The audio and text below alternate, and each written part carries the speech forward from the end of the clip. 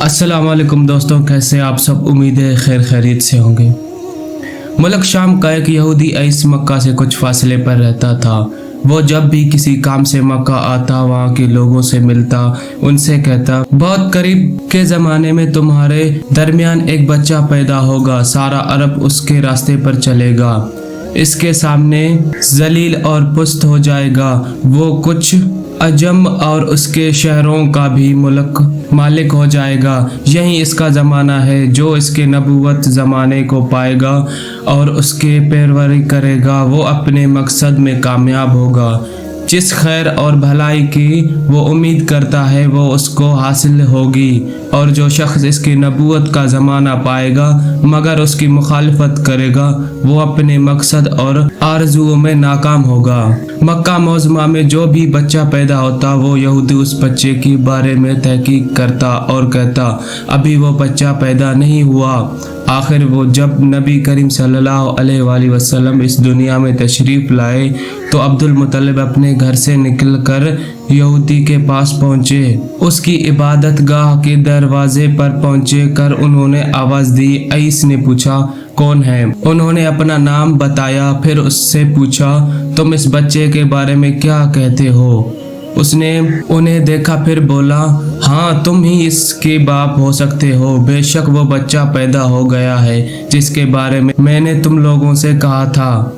वो सितारा आज तुलू हो गया है और इस बच्चे की पैदाइश की अलामत है। और इसकी अलामत ये है कि उस वक़्त उस बच्चे की दर्द हो रहा है। ये तकल्लुफ़ उसे 3 दिन रहेगी और उसके बाद ये ठीक हो जाएगा।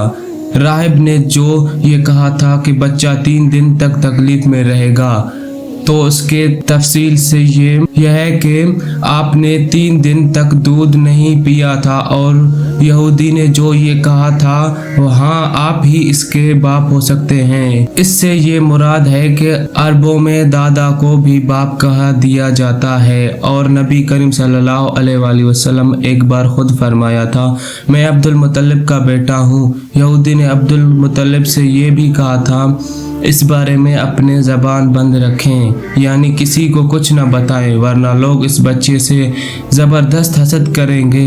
इतना हसद करेंगे कि आज तक किसी ने नहीं किया। और इसके इस कदर सख्त मुखालिफ होंगे कि दुनिया के किसी के भी इतने मुखालिफ नहीं हो। पोते के मुतालिक ये बातें सुनकर अब्दुल मुत्तलिब ने ईस से पूछा, इस बच्चे की उम्र कितनी होगी? यहूदी ने इससे सवाल का जवाब दिया, कहा, अगर इस बच्चे की उम्र तबिया हुई तो भी 70 साल तक नहीं होगी, बल्कि इससे पहले ही 61 या 63 साल की उम्र में वफात हो जाएगी। और इसकी उम्मत के औसत उम्र भी इतनी होगी। इसके पैदाइश के वक़्त दुनिया के बुत टूटकर गिर जाएंगे।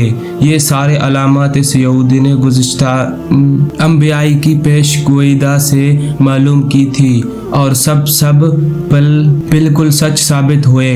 कुरैश के कुछ लोगों, उमर बिन नफील और अब्दुल बिन हजश वगैरह एक बुत के पास जाया करते थे। ये उस रात भी इसके पास गए जिस रात आप सल्लल्लाहु अलैहि वसल्लम पैदा हुए। उन्होंने देखा वो बुत उंधे मुंह गिरा पड़ा है। उन लोगों को ये बात बुरी लगी। उन्होंने इसको उठाया, सीधा कर दिया, मगर वो फिर गिर गया। उन्होंने फिर से इसको सीधा किया, वो फिर उल्टा हो गया।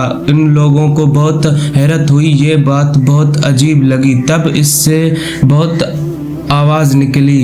ये एक ऐसे बच्चे की पैदाइश की खबर है जिसके नूर से मशरिक और मगरिब में ज़मीन के तमाम गोशे मुनव्वरा हो गए हैं। बुत से निकलने वाली आवाज़ ने उन्हें और ज़्यादा हैरत ज़दा कर दिया। इसके अलावा एक वाक़या ये पेश आया कि ईरान के शहनशाह कसीर नौशेरवा का महल हिलने लगा और इसमें शकाफ पड़ गए।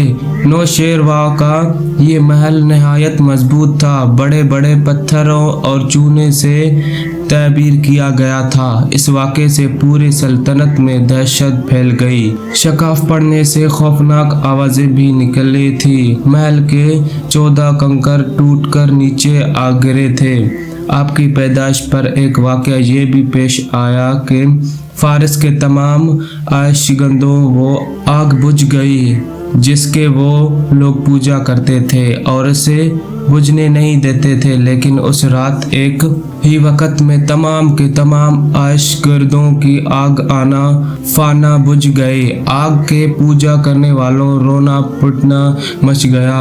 कसीर को ये मालूम इत्तला मिली तो उसने एक काहिन को बुलाया। उसने अपने महल में शकाफ पढ़ने और आशिकगंदों की आग बुझने की वाक़यात उसे सुनाकर पूछा, आखिर ऐसा क्यों हो रहा है?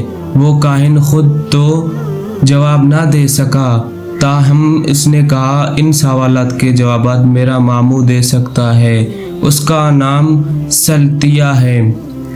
नौशरवां ने कहा, ठीक है, तुम जाकर उन सवालात के जवाब लाओ।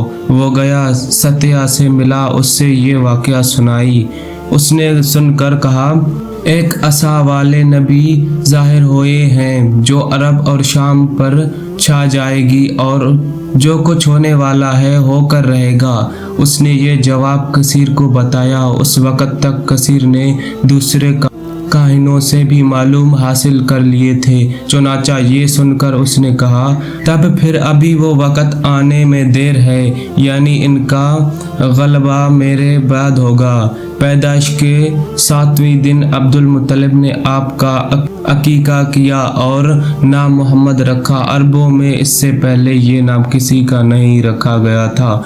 कुरैश को ये नाम अजीब सा लगा। चुनाचा कुछ लोगों ने अब्दुल मुत्तलिब से कहा, ए अब्दुल मुत्तलिब, क्या वजह है कि तुमने इस बच्चे का नाम इसके बाप दादा के नाम पर नहीं रखा बल्कि मोहम्मद रखा है? और ये नाम ना तुम्हारे बाप दादा में किसी का है ना तुम्हारे कौम से किसी का है। अब्दुल मुत्तलिब ने उन्हें जवाब दिया, मेरे तमन्ना है कि आसमानों में अल्लाह ताला इस बच्चे की तारीफ फरमाए और ज़मीन पर लोग इसकी तारीफ करें। मोहम्मद के मैनी है जिसकी बहुत ज़्यादा तारीफ किया जाए। इस तरह वालिदा की तरफ से आपका नाम अहमद रखा गया।